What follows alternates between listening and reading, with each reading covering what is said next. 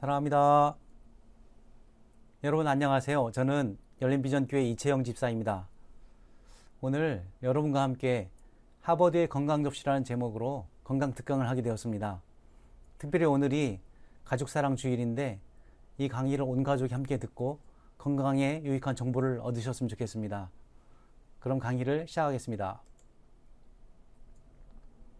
하버드 대학의 홈페이지에 가면 이런 그림이 나옵니다. 이 접시 그림이 있고요. 양쪽에 기름과 물컵이 있고 이쪽에 보면 뛰어라, stay active, 몸을 활발하게 움직여라 이런 그림이 나오는데 이걸 잠깐 해석을 해드리겠습니다. 먼저 야채에 대해서 말씀드리면 야채를 많이 먹을수록 다양하게 먹을수록 좋다는 것이고요. 감자와 감자튀김은 예외입니다. 일반적으로 감자는 야채로 간주하지 않고요. 이런 튀김 음식은 혈당에 부정적인 영향을 미칠 수가 있어요. 그 다음에 밑에 보면 과일이 나오는데 과일은 모든 색깔의 과일을 충분히 드시라는 겁니다. 그다음에 오른쪽에 보면 홀그레인 전곡인데요. 전곡은 가공하지 않은 것을 말하는 것이죠. 밀가루 음식보다는 통밀로 만든 것, 쌀밥보다는 현미를 먹으라는 것입니다. 정제된 곡식은 우리 건강을 해치는 곡식이기 때문에 가능하면 이런 전곡을 먹어야 되는데 그 커다란 이유가 뭐냐면 혈당을 급격히 올려서 췌장에 무리를 주게 되고 그로 인해서 당뇨병을 만들 수도 있게 됩니다. 그래서 가능하면 전곡을 드시라는 것이고요. 그다음에 건강한 단백질을 먹으라는 것인데 단백질 공급원은 여러분이 많은 것을 알고 계실 것입니다. 고기도 있고 콩도 있을 텐데 가능하면 붉은 육고기를 먹지 말고 특히 베이컨과 햄은 절대로 먹어서는 안 되는 음식입니다. 콩이나 가금류, 생선을 가지고 단백질을 공급받으라는 것이죠. 여기에 마시는 게 나오는데요. 물이나 차 또는 커피를 소량의 설탕을 타거나 그냥 마셔라. 그러니까 물이나 차를 마시고 커피는 가능하면 블랙커피를 마시라는 것이죠. 무슨 맛이 있겠냐 하겠지만 설탕을 많이 탈수록 몸에는 안 좋다는 걸 여러분이 아실 겁니다. 유제품이 나오는데 하루에 한두 잔으로 제한을 하라고 돼 있죠. 우유가 굉장히 좋은 음료인데 그걸 왜 많이 마시지라고 얘기 안 하고 한두 잔으로 제한하라고 했을까요? 그것도 제가 설명을 드리겠습니다. 주스를 하루 작은 잔으로 한 잔만 마셔라. 큰 잔도 아니고 작은 잔으로. 개인적인 생각은 주스는 안 마시는 게 좋습니다. 특별히 가공된 주스는 더욱더 그렇고요. 주스를 마시고 싶으면 그 주스가 만들어진 그 원료에 해당되는 과일을 먹어야 되는 것이죠. 그 다음에 설탕이 들어간 과당 음료, 콜라나 사이다를 포함해서 이러한 음료들은 굉장히 몸에 해롭습니다. 입에는 달고 좋을지 모르지만 몸에는 굉장히 안 좋다는 것을 여러분이 기억하셔야 됩니다. 왼쪽에 보면 몸을 움직여 활동적으로 지내세요 이렇게 써 있는데 가능하면 몸을 움직이라는 것이죠. 이 접시를 여러분이 날마다 실천한다면 굉장히 건강에 좋아질 겁니다. 그렇지만 우리는 그걸 잘 못하고 있죠. 이쪽에 보면 오일에 대한 이야기가 나옵니다. 요리할 때, 샐러드를 만들 때 올리브유나 카놀라유를 사용해라. 가능하면 콩, 옥수수, 해바라기, 땅콩 등으로 만든 식물성 기름을 먹어라. 버터나 트랜스 지방은 피하라. 여러분이 잘 알고 계시는 것이죠. 특히 이제 올리브유가 굉장히 좋습니다. 모든 음식에 올리브유를 넣어 먹는 노력을 하셔야 되고요. 파스타를 먹으러 가면 저는 항상 알리오 올리오를 드시라고 얘기합니다. 올리브유를 탄수화물과 같이 먹었을 때 탄수화물이 늦게 흡수되는 효과가 있기 때문에 몸에는 굉장히 좋고 굉장히 좋은 성분의 지방 성분이 들어오기 때문에 건강에는 굉장히 좋다는 것이죠. 이렇게 하면은 사실 여러분에게 굉장히 중요한 정보를 많이 드린 건데 이것에 각각에 대한 설명이 좀 필요한 부분이 있습니다. 제가 한번 설명을 해보겠습니다. 중요한 얘기를 다 말씀을 드렸는데 이 우유에 대해서 한번 자세하게 한번 설명을 드리겠습니다. 굉장히 여러분이 이 강의를 들으시면은 굉장히 신선한 생각이 드실 겁니다. 일반적으로 우리가 우유를 마시는 이유를 이제 들어보면은 칼슘이 많기 때문에 건강에 좋다. 특별히 뼈 건강을 위해서 칼슘을 섭취하기 위해서 우유를 마셔야 된다고 하는데 이것은 옳지 않습니다. 그 이유를 제가 설명드리겠습니다. 여기에 보면 오래 살고 싶으면 우유 절대로 마시지 말라 이런 책이 있죠. 이 책이 있는데 이것은 이제 소아과 의사인 프랭크 오스키라는 사람이 쓴 책입니다. 이 책을 읽어보면 우유가 이러이러한 문제를 일으킨다. 뭐 동물성 단백질이고 유당 불내증을 일으키고 칼슘 수율이 3분의 1밖에 안 된다. 성조숙증, 빈혈, 알러지 등이 문제를 일으킨다는 것이죠. 실제로 저희 동료 중에 한 명이 아이가 성조숙증이 있다고 해서 제가 우유를 끊으라고 얘기를 했습니다. 사람들이 잘 모르는데 이렇게 많은 건강에 문제를 일으키는 것이 우유라는 것이죠. 2014년 1월 달에 EBS에서 이런 다큐멘터리를 했습니다. 우유, 소젖을 먹는 것에 대하여. 굉장히 원색적이죠, 제목이요. 우유가 이제 소젖이라는 것이죠. 우유 하면은 좋은 음료 같은데 소젖을 우리가 먹고 있는 겁니다. 거기에 뭐라고 되어 있냐면 우유는 액체 고기고 뼈를 튼튼하게 해준다는 것은 신화일 뿐이고 불완전한 식품이고 절대로 마시면 안 되는 음료이다. 이렇게 써 있다는 것이죠. 이 다큐멘터리 내용을 쭉 보시면 이런 얘기가 있어요. 살균하는 과정에서 도움이 되는 성분이 사라지고 성장 호르몬이 들어있기 때문에 암세포를 활성화할 수 있고 동물성 지방이 있는데 그것이 암을 발생시킬 수 있다고 되어 있어요. 그러니까 이러한 다큐멘터리가 나오니까 낙농업 종사자들이 가만히 있겠어요?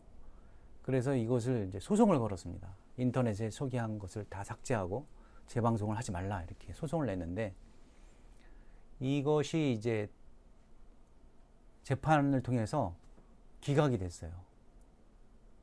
왜 그러냐면 이 다큐멘터리를 보시면 굉장히 균형 잡힌 시각으로 찬성하는 사람과 반대하는 사람을 다 출연을 시켰고 특히 이제 소의 문제, 우유의 문제 이러한 문제가 되는 그 장면들을 미국의 그런 예를 들어서 설명을 했습니다.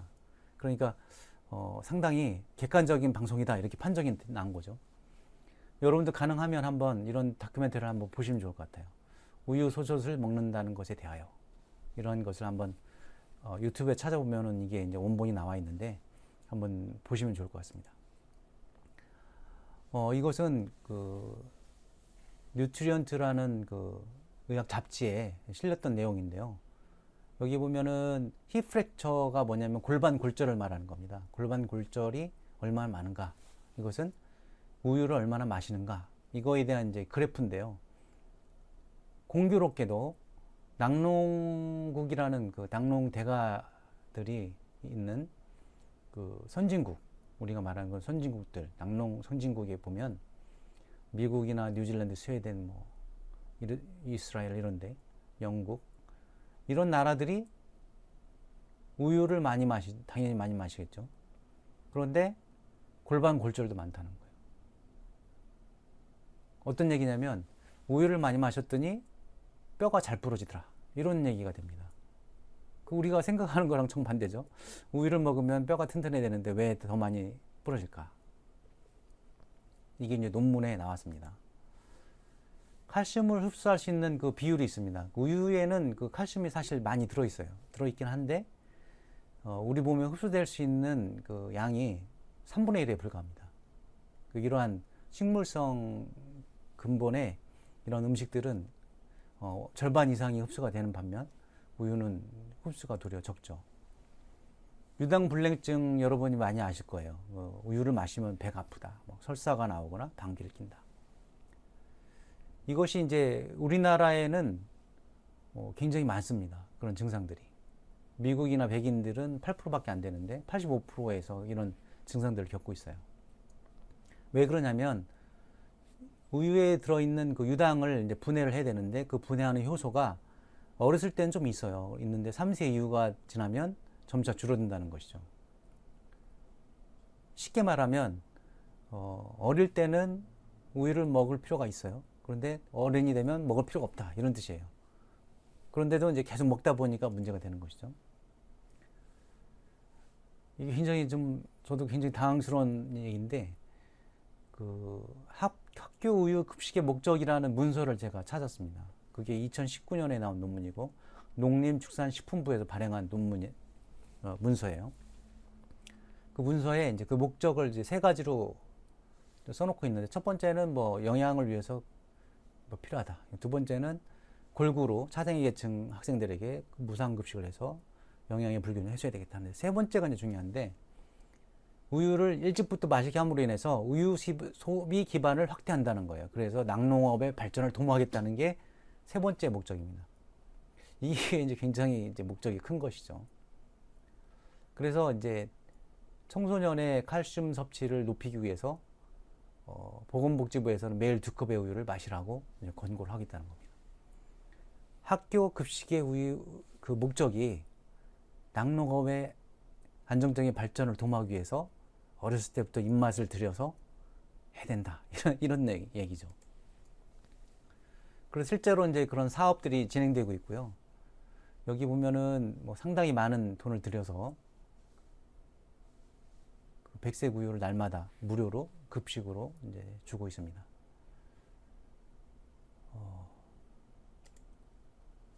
여러분 이제 예전에 신문에 이런 것을 보셨을 겁니다. 파스테르 우유가 처음 나왔을 때 신문에 이제 광고를 냈는데, 왜 이런 광고를 냈는지 한번 보시면 1987년 9월 1일부터 뭐 세포 검사를 하는데, 세균염수 세포 검사를 했는데 이거를 한 이유가 있어요. 그러니까 기존에 안 했다는 얘기겠죠. 우유에는 상당히 많은 체세포와 세균이 있다는 거예요. 그래서 그거를 파스테르에서 팔았다는 건데, 사람들이 파스테르를 이제 고발을 했어요. 왜 그러냐면 자기들이 파는 것은 고름우유가 아닙니다. 이렇게 하니까 딴 업체들은 우리가 고름우유를 판다는 얘기야? 그러면서 이제 소송을 냈다는 것이죠.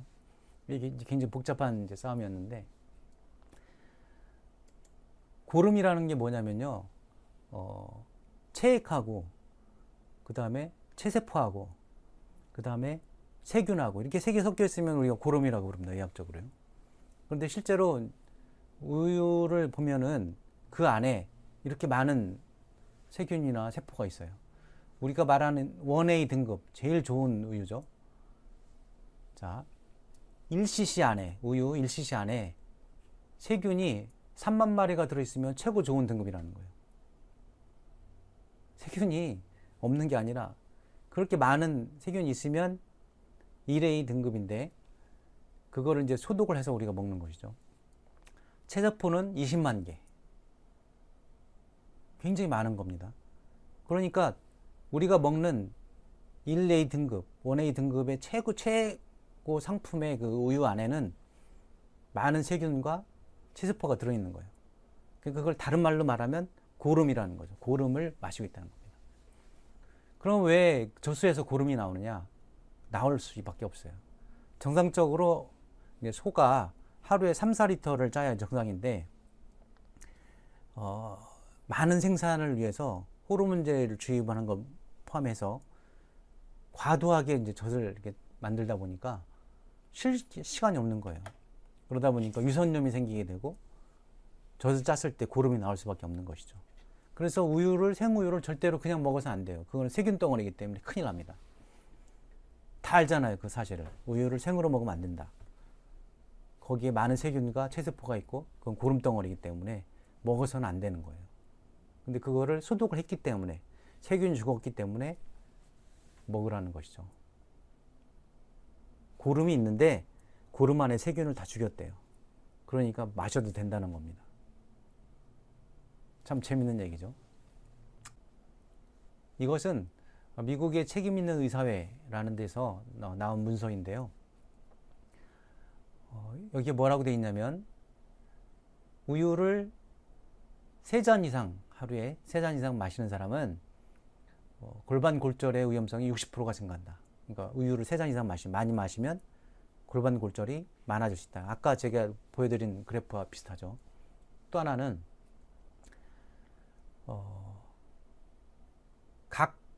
우유의 각 잔을 마실 때, 한 잔을 마실 때마다 모든 종류의 죽음의 위험성을 15% 증가시킨다. 그러니까 우유를 많이 마시면 어떤 이유든 간에 죽을 수 있는 이유가 더 많아진다는 얘기예요. 그래서 이 단체에서 미 연방 급식 프로그램에 대해서 탄원서를 냈어요. 뭐라고 돼 있냐면, 그 다큐멘터리에 나오는 내용인데, 우유 섭취는 뼈를 튼튼하게 하지도 못하고 골다공증을 예방하지도 못한다. 그러고 오히려 여러 건강 문제를 유발할 뿐이다. 라고 이제 그 탄원서에다 적고 있습니다. 하버드 대학의 그 칼슘과 우유에 대해서 이렇게 글이 써 있는데요. 이걸 잠깐 중요한 것을 해석을 해드리면, 여기 데어리 프로덕트부터 보면 유제품이 진짜 가장 좋은 칼슘의 공급원이라는 것은 확실하지 않다. 유제품은 전립선암과 난소암을 증가시킬 수 있다. 다량의 포화 지방산이 뼈를 약하게 만들 수 있다. 우유 말고도 케일, 청경채, 두유, 콩, 영양제 등에서 칼슘을 섭취할 수 있다. 이렇게 돼 있어요. 그러니까 우리가 상식적으로 생각할 때 우유를 많이 먹어야 칼슘이 많이 공급이 된다고 생각하는데, 정반대 이야기가 하버드 대학의 홈페이지에 써 있다는 거예요. 이게 모유하고 이제 우유를 비교한 것인데, 여기 보면은 칼슘을 보세요. 우유에는 120이 들어있고 모유에는 34가 들어있는데, 이게 중요한 게 뭐냐면은 칼슘과 이 인의 비율이 중요해요. 여기 보면은 120인데 94잖아요. 그러니까 인이 많을수록 이게 흡수를 방해하거든요. 그래서 실제로 120이 되지만 흡수되는 건 3분의 1밖에 안 된다는 거예요. 반면 사람의 모유에는 한 절반 정도밖에 안 돼요. 인의 함량이. 그러다 보니까 더 많은 부분이 흡수가 될 수 있다는 거예요. 간략히 말하면 뭐냐면, 이 우유가 누구를 위한 것이냐. 사람도 모유를 뭐 길게는 뭐 2년 3년까지 먹을 수 있겠죠. 2살 3살까지 먹을 수 있겠지만, 다 큰 어른이 모유 먹는 사람 있나요? 그거는 비상식적이죠. 하물며 송아지가 태어나서 몇 개월 동안 먹는 그 소의 우유, 소젖을 평생 우리가 먹는다는 것은 논리적이지 않습니다. 사람은 모유를 끊듯이, 사람이 모유를 끊듯이 송아지가 우유를 끊듯이 적당한 시점이 돼서는 그것을 그만 먹어야 되는데, 이것이 몸에 좋다고 평생 먹으라는 것은 낙농업 사업자들이 우리를 우유의 소비자로 생각하기 때문에 그렇게 얘기하는 거예요. 우유는 소를 위한, 송아지를 위한 소젖일 뿐인 것이죠. 여러분, 그 영유아, 그러니까 1살 미만의 어린이한테 우유를 주면 절대로 안 된다는 얘기 아시죠? 그 절대로 먹어서는 안 된다는 걸 아는데 그 이유를 잘 모르시는데, 왜 그러냐면은 장출혈을 일으켜요. 거기 철성분이 부족하고 장출혈을 유발하고, 그 다음에 칼슘과 카제인, 철 흡수를 방해하기 때문에 그것이 빈혈을 일으킨다는 거예요. 그래서 피도 나고 빈혈을 일으키고 하니까 먹어서는 안 되죠. 그래서 영유아에게는 절대로 우유를 먹여서는 안 됩니다. 상식적으로 여러분 아시는 것이죠. 이 논문은 참 재밌는 논문인데요. 여기에 보면은 그 아기 침판치에게 우유와 분유를 먹였던 그런 실험입니다. 그랬더니 몇 개월 후에 어떤 결과가 나왔는지 한번 살펴보세요. 이쪽은 이제 분유를 먹였고, 이쪽은 소에서 직접 짠 우유를 먹였는데, 이쪽 그룹에서 2마리의 침팬지가 죽었어요. 수개월 내에. 알아보니까 어떤 보바인 C타입이라는 그 바이러스에 걸려가지고 죽게 됐는데, 생우유를 먹는 게 그렇게 위험하다는 겁니다. 심지어는 영장류인 침팬지에게 이런 실험을 했을 때 2마리가 죽었던 이런 실험들은 굉장히 충격적인 실험이었어요. 유방암에 대해서 한번 말씀을 드리면, 이 소에 있는 이 백혈병을 유발하는 바이러스에 이제 노출이 됐을 때 유방암이 걸린다는 얘기예요. 그래서 실제로 3배 정도 높게. 유방암에 걸린 사람과 안 걸린 사람 비교해 보니까 우유를 먹는 것이 거기에 나와 있는 그 소에 있는 그 백혈병 바이러스에 관련된 그 발병 원인을 생각했을 때 약 3배 정도 높게 나타나는 것이죠. 낙농업자들이 이제 우유를 많이 생산하기 위해서 쓰는 게 있어요. 포슬란이라는 그 약인데, 그게 뭐냐면 쉽게 말하면은 그 유전자 재조합을 한 우유를 많이 만드는 그런 성장 호르몬 같은 겁니다. 그 호르몬을 이제 먹였을 때 우유의 생산율이 한 20%가 많아진다는 거예요. 이것을 이제 먹이는 것이 공공연한 이제 비밀이 됐다는 것이죠. 카제인은 가장 암을 일으키는 발견된 것 중에 가장 연관성이 있는 물질이다. 우유에 들어있는 카제인을 말하는 것이고요. 이것은 우유를 마시는 것이 이제 3잔 이상 된 사람이 그 사망에 대한 사망률을 봤을 때 기준을 1로 봤을 때 우유를 3잔 이상 마시는 사람은 1.6배 사망률이 높다는 것이고요. 거기에다가 한 가지 더, 이쪽에 보면은 이제 야채하고 과일이 있는데, 과일과 야채를 하루에 얼마나 몇 접시나 먹냐 이거에 따라서 한 접시 미만으로 먹고 우유를 3잔 이상 먹는다, 그 사람 2.79배의 사망률이 높아지는 거예요. 그러면 가장 건강하게 살려면 우유를 한 잔 미만으로 먹고 야채를 5접시 이상 먹고 이러면 제일 좋겠죠. 그렇게 해야 되는데 우리가 거꾸로 한다는 거예요. 야채는 거의 안 먹고 그 다음에 우유는 많이 먹고, 그러면은 사망률이 가장 높게 나타나는 거예요. 인슐린 유사 성장 인자라는 것이 실제로 우유에 이제 들어가 있고요. 그것이 이제 여기 보면 대장암 2.5 내지 4배, 유방암 2배, 전립선 4배를 더 많이 만든다는 거예요. 이것이 암세포를 이제 굉장히 빠르게 성장시키는 데 도움이 됩니다. 실제로 그 사람에게는 이제 이것이 필요할 수 있어요. 그런데 우유에 함유된 것을 계속 과다하게 먹다 보니까 암 성장에 도움을 주고 더 많은 암들이 이제 걸릴 수가 있다는 것이죠. 그래서 하버드대에는 우유를 제한식품으로 얘기를 하고 있습니다. 많이 먹지 말고 먹게 되더라도 한두 잔 이하로 먹어야 된다 얘기를 한다는 것이죠. 그래서 이렇게 그 식물성 근본으로 된 재료로 된 많은 칼슘의 공급원들이 있습니다. 이것을 여러분들께서 기억하시고 칼슘을 많이 드셨으면 좋겠고요. 골다공증을 예방하기 위해서 우유를 많이 마시는 게 아니고 중요한 것은 정기적으로 햇빛에 노출하는 거예요. 그러면 비타민 D가 합성이 되면서 그것이 뼈에 칼슘을 흡수를 이제 많이 시키게 되는 것이고요. 정기적인 운동, 특별히 근력이나 이제 웨이트 트레이닝을 해야 된다는 것이고, 칼슘 제제를 이제 좀 드시면 좋습니다. 그다음에 녹색 이파리 채소를 많이 먹고, 많은 양의 비타민 A를 먹는 건 도리어 방해가 될 수 있어요. 몇 년 전에 이런 논문이 방송에 나왔어요.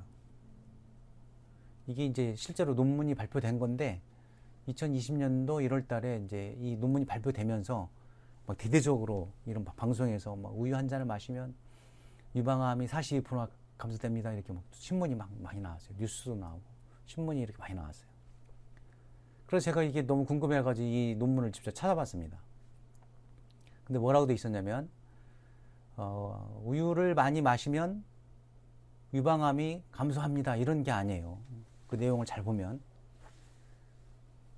그래서 뭐 좋은 얘기도 있죠. 근데 그 중에 모든 사람에 해당되는 게 아니고, 여기 보면 일주일에 2 내지 6일 우유를 마시는 50세 미만의 그룹에서 유방암의 발생률이 좀 낮았다는 거예요. 특히 40대 연령대에는 이제 그게 관계가 있었다는 겁니다. 근데 이거를 이제 논문을 읽어보니까 이런 내용이 써 있었어요. 이거는 이제 방송에 나온 내용이고, 논문을 다 읽어보니까 이런 얘기가 써 있어요. 빨간 걸 제가 읽어보면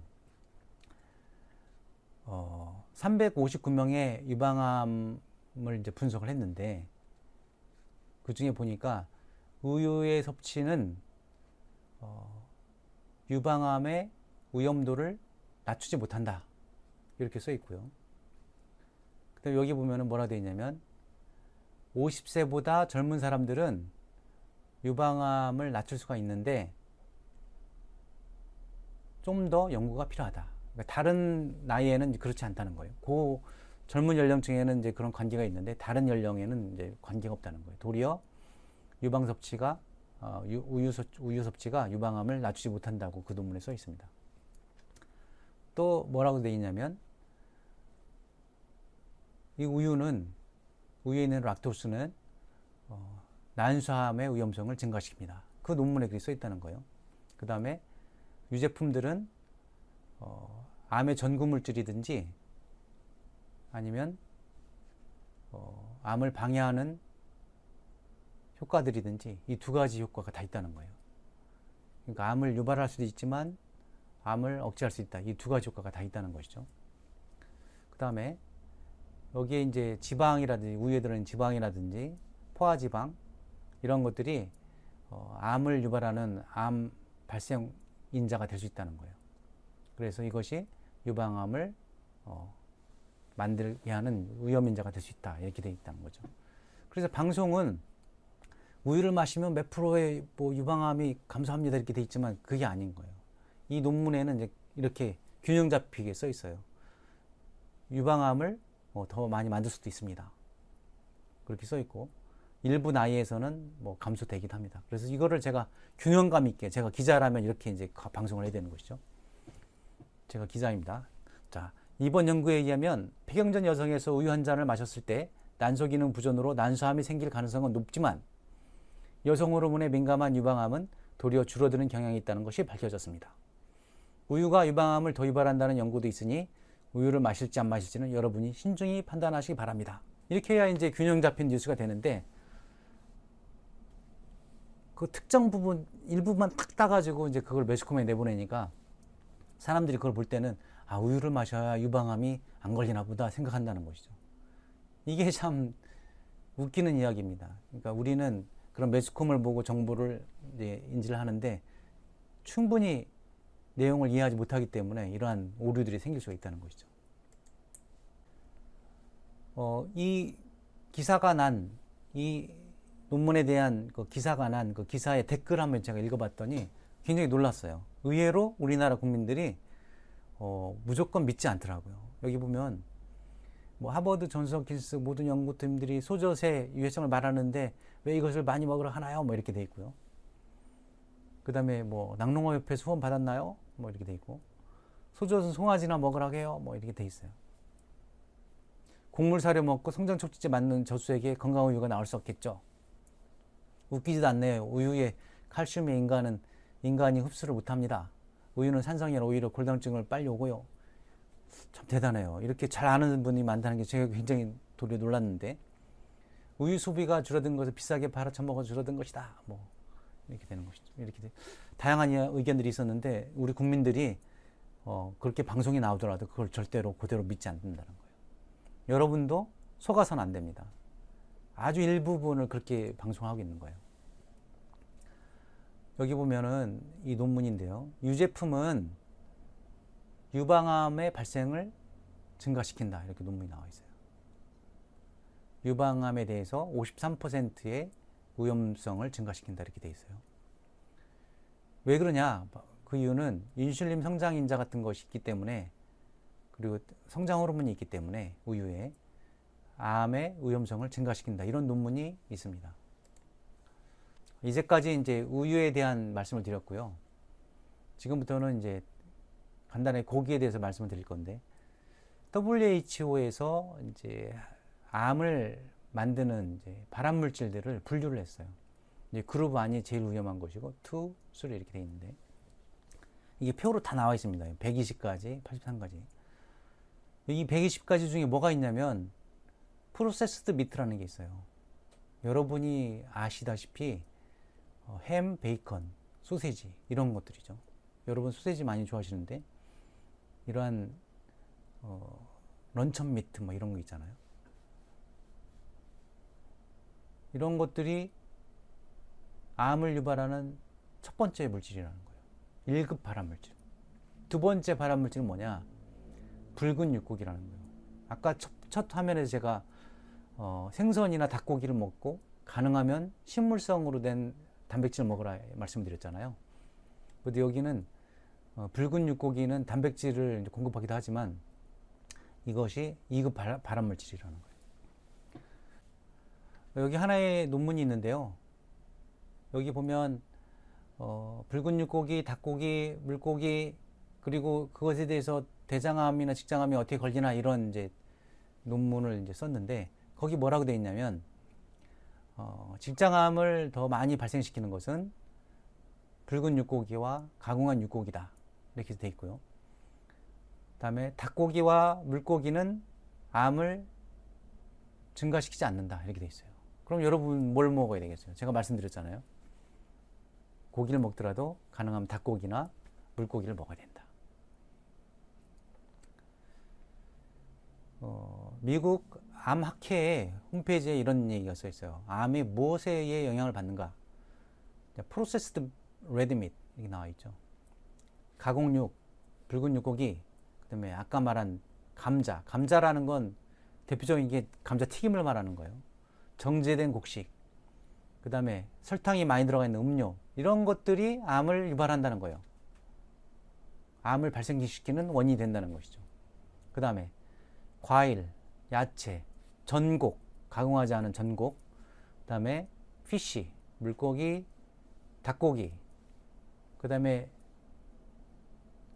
적게 먹는 고기들, 붉은 고기나 이제 가공한 육고기는 적게 먹는 것, 이것들이 이제 암을 감소시킨다는 거예요. 제가 말씀드린 대로 다 나와 있죠. 그래서 그 미국 암학회에서 어떻게 하면 여러분이 암에 안 걸리고 건강하게 살 수 있습니까? 이렇게 가이드라인을 줬는데, 첫 번째는 건강한 체중을 유지해야 된다. 그러니까 체중을 비만을 하면 안 된다는 얘기고요.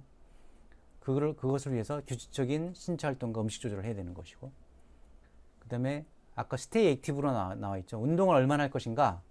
이게 이제 숫자가 중요합니다. 1주 기준으로 해서, 한 주를 기준으로 해가지고 150분의 적당한 강도의 운동, 75분의 활발한 강도의 운동. 그러니까 좀 세게 운동하는 것은 75분, 적당하게 운동하는 것은 150분 이렇게 하라는 건데, 그 분류하는 게 있는데, 뭐 뛰거나 뭐 계단을 오르거나 막 숨이 칵 차고 막 말을 하기 어려울 정도로 말하는 것은 75분을 하는 거고요. 걷기라든지 가벼운 운동들은 150분. 이 150분을 하려면은 일주일에 5일을 운동한다고 봤을 때 최소 30분 이상은 하루에 운동을 해야 된다는 얘기죠. 어린 청소년은 매일 최소 1시간 이상의 운동을 해야 되고, 최소 3일 이상 운동을 해야 된다. 어른들보다 더 많이 활동을 해야 된다는 것이죠. 그 다음에 앉거나 누워서 TV를 보는 거 절대로 하지 마라. TV를 볼 때 어떻게 돼요? 일어나서 이렇게 걸어가면서 하든지, 뭐 러닝머신 하든지 이렇게 해야 되겠죠. 신체 활동을 하는 것은 많은 건강성 이점을 가질 수 있습니다. 이게 이제 미국 암학회에서 여러분이 암을 걸리지 않으려면 이렇게 움직여라, 이렇게 돼 있다는 겁니다. 뭘 먹느냐 이렇게 돼 있으면, 건강한 체중을 유지하기 위해서 가공육과 육류 섭취량을 제한하고, 야채와 과일을 반컵 이상 되어 있는, 아까 말씀드렸듯이 5조씩을 먹어야 돼요. 하루에 5조씩을 먹어야 건강이 굉장히 좋아집니다. 그 다음에 정제된 곡식 대신에 통곡을 먹어야 된다는 거예요. 우리는 이제 밥을 많이 먹는 민족이니까 가능하면 현미를 먹어야 돼요. 현미를 꼭 드셔야 됩니다. 술은 좀 제한을 하는 게 좋아요. 많이 먹는 게 안 좋죠.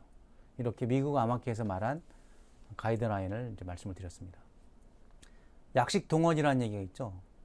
약과 음식은 그 근본이 같다, 이렇게 되어 있습니다. 그래서 우리가 음식을 잘 먹으면 그것이 약과도 같아요. 그리고 여러분이 질병이 걸렸을 때 먹는 것을 잘 먹어 질병이 낫기도 합니다. 그래서 먹는 것이 굉장히 중요하고, 오늘 강의를 참고하셔가지고 여러분이 식생활에 좀 변화가 왔으면 좋겠어요.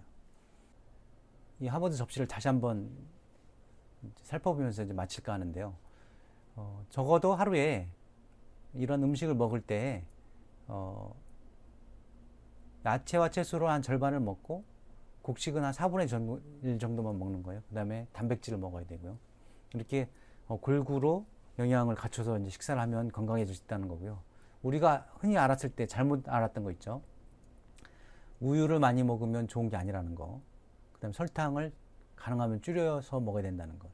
그 다음에 흰쌀밥을 먹지 말고 현미를 먹어야 된다는 거, 이거 꼭 기억하시고, 단백질은 붉은 육고기나 가공육은 먹어서는 안 되고, 가능하면 생선이나 가금류, 닭고기를 먹는데, 그거보다 더 좋은 것은 콩, 식물성 단백질, 이것이 제일 좋다는 것이죠. 그 다음에 야채와 채소는 하루에 적어도 5접시, 과일 2접시, 야채 3접시, 이런 식으로 먹으면 여러분의 모든 건강이 좋아집니다. 심지어는 제가 생활습관의학을 공부했는데 당뇨나 혈압도 조절할 수가 있어요. 그래서 여러분께서 음식을 잘 조절하셔서 건강에 유의하시고 더 나은 여러분의 삶이 주님 안에서 이루어지기를 기원합니다. 감사합니다, 여러분.